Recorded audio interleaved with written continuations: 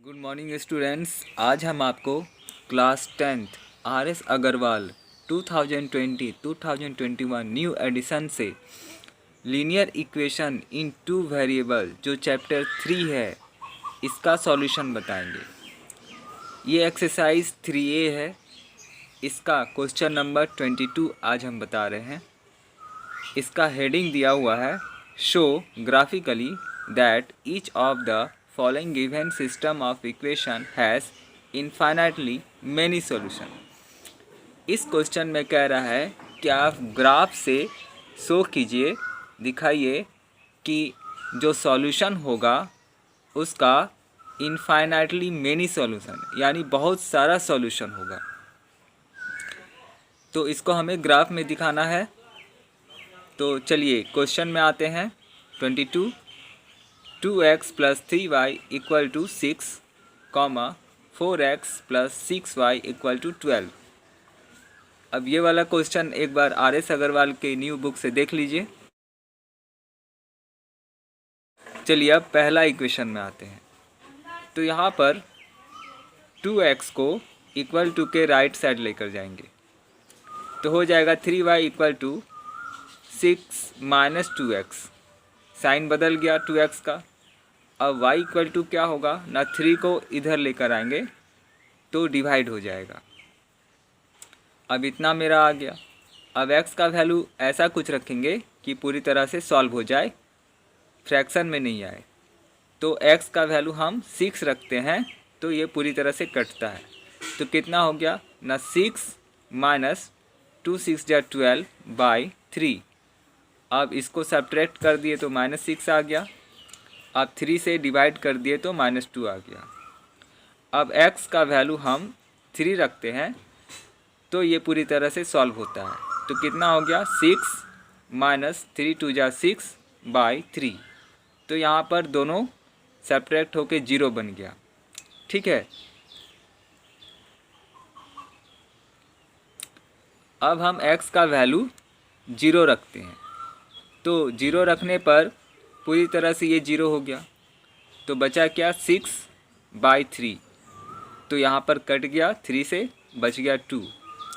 अब मेरा ये टेबल बन गया, एक्स वाई का वैल्यू लिख दिए।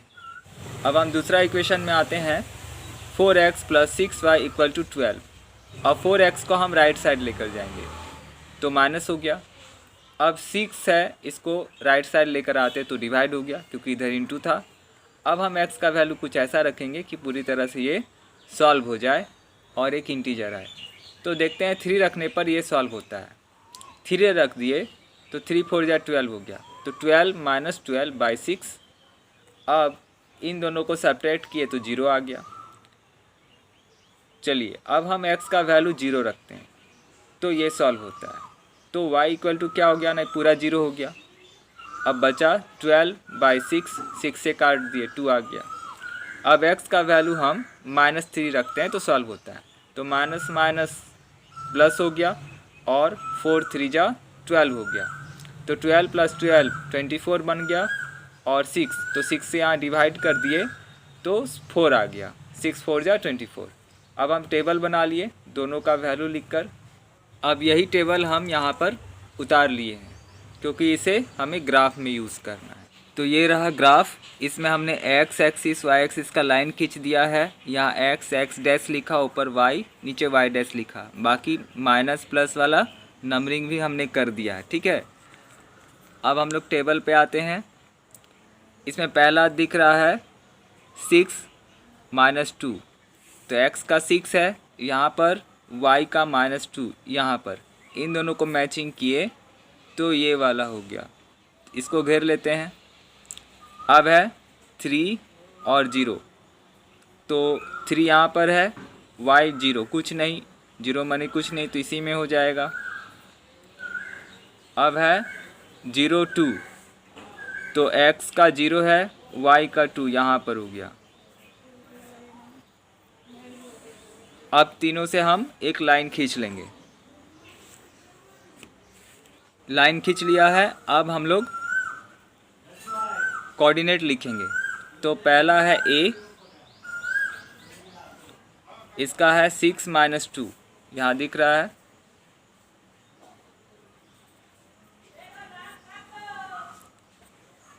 फिर है बी में है 3 0, 3,0।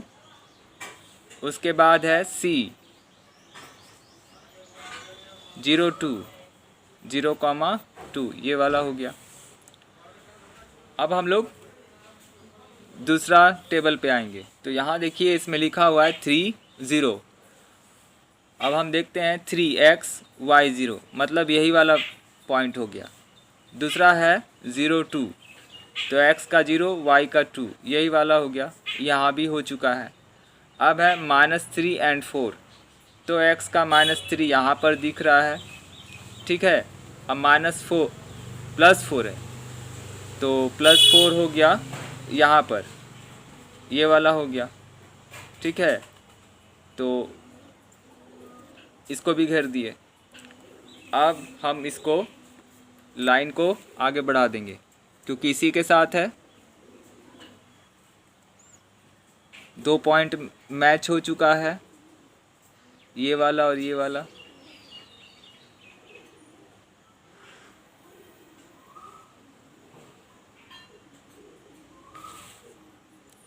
चलिए हो गया। अब आप देख रहे हैं कि दोनों इक्वेशन का जो लाइन है वो एक ही में आ गया। ये दोनों इक्वेशन का जो टेबल है, इससे जो लाइन बना है, ये लाइन एक के ऊपर एक आ गया, एक ही में बन गया है। तो इसका मतलब है कि ये मेरा इनफाइनाइटली मेनी सॉल्यूशन होगा। अब इसका वैल्यू लिख देते हैं। इसका है, इसको हम लोग p मान लेते हैं, तो p का वैल्यू कितना हो गया, -3 एंड 4। चलिए हो गया।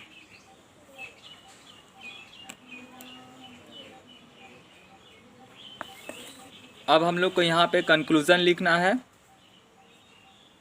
लिखेंगे सिंस द टू ग्राफ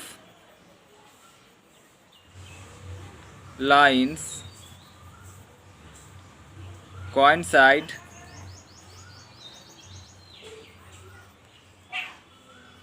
दो ग्राफ लाइन क्या हुआ, कॉन्साइड हो गया, एक के ऊपर एक आ गया। सो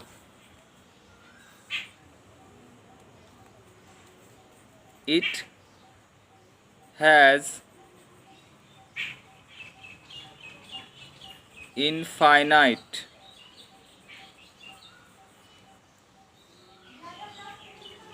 नंबर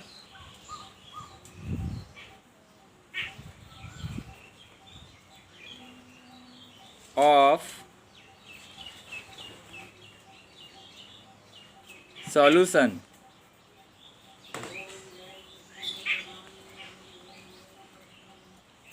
यही इसका आंसर हो गया, बस इतना ही लिखना है। अब हम क्वेश्चन नंबर 23 में आते हैं। इक्वेशन है 3x - y = 5 और 6x - 2y = 10।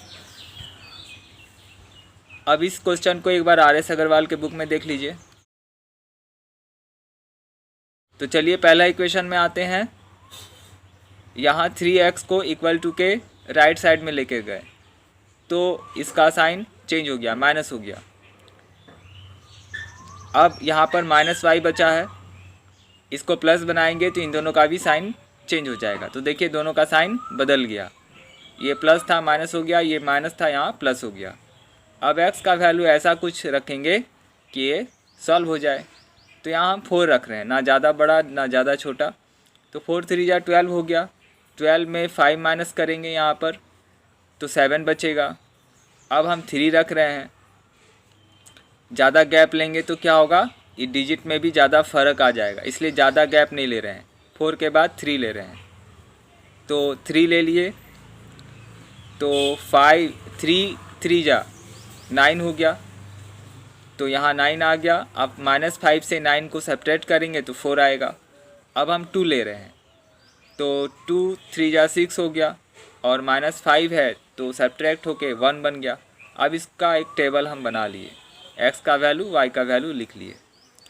अब दूसरा इक्वेशन में आते हैं, तो 6x को इक्वल टू के राइट साइड लेकर गए, तो यहाँ देखिए माइनस बन गया, ठीक है, ये प्लस था माइनस में आ गया। अब 2y को हम राइट साइड में लाते हैं तो डिवाइड हो गया क्योंकि यहाँ इंटू में था।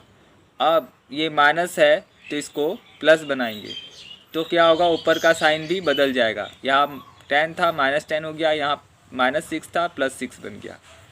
तो इतना वैल्यू मेरा आ गया। अब हम x का ऐसा कुछ रखेंगे वैल्यू कि पूरी तरह से सॉल्व हो जाए, एक इंटीजर आ जाए, फ्रैक्शन नहीं आना चाहिए। तो ज़्यादा बड़ा नहीं लेंगे, ठीक है, क्योंकि 6 मल्टीप्लाई है तो 2 लेते हैं, तो 2 6 जा 12 बड़ा बन रहा है।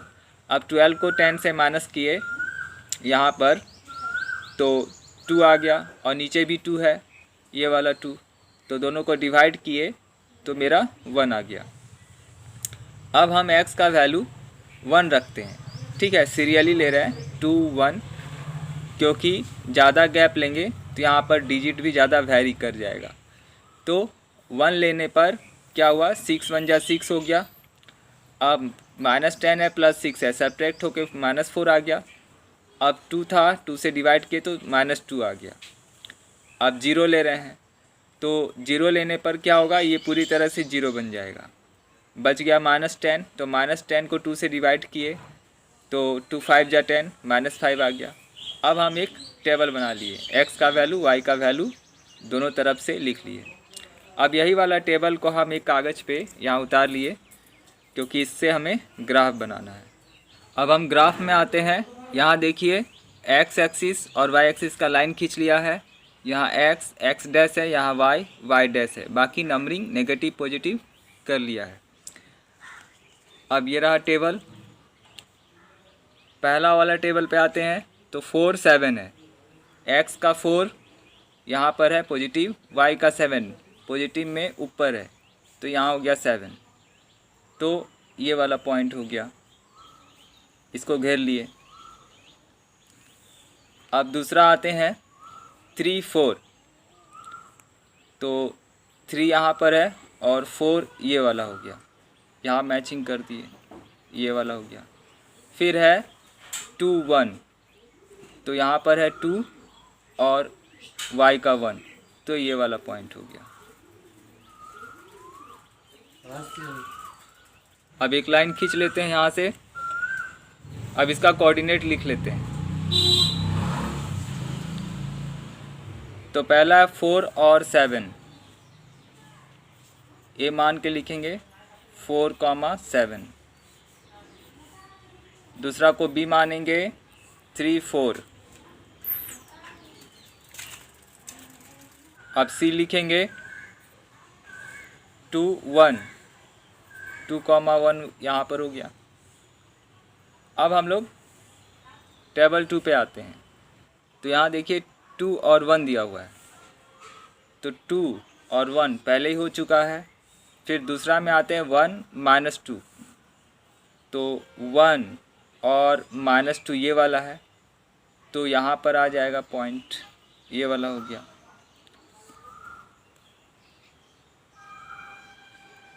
अब हम 0 -5 में आते हैं, तो 0 है और -5 यहाँ नीचे में है y का, तो 0 माने कुछ नहीं, तो इसी में आएगा। अब एक लाइन खींच लेते हैं।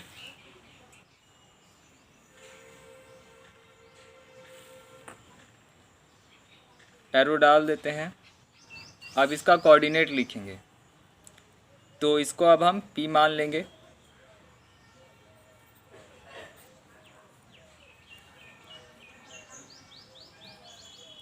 कौन वाला है, 1 -2, ये तो हो चुका है यहाँ पर पहला वाला।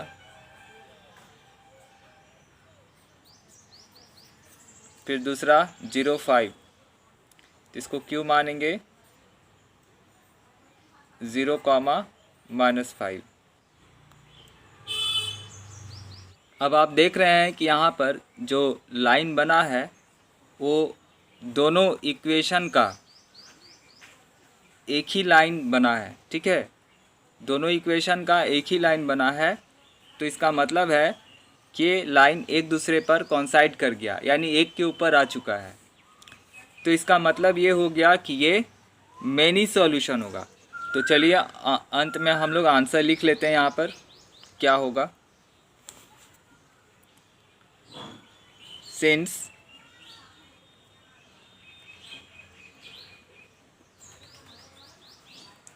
the two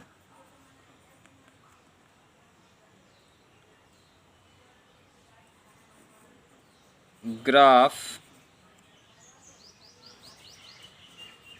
lines coincide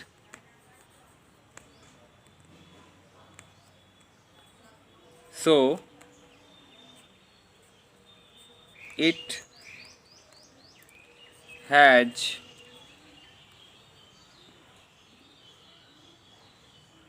infinite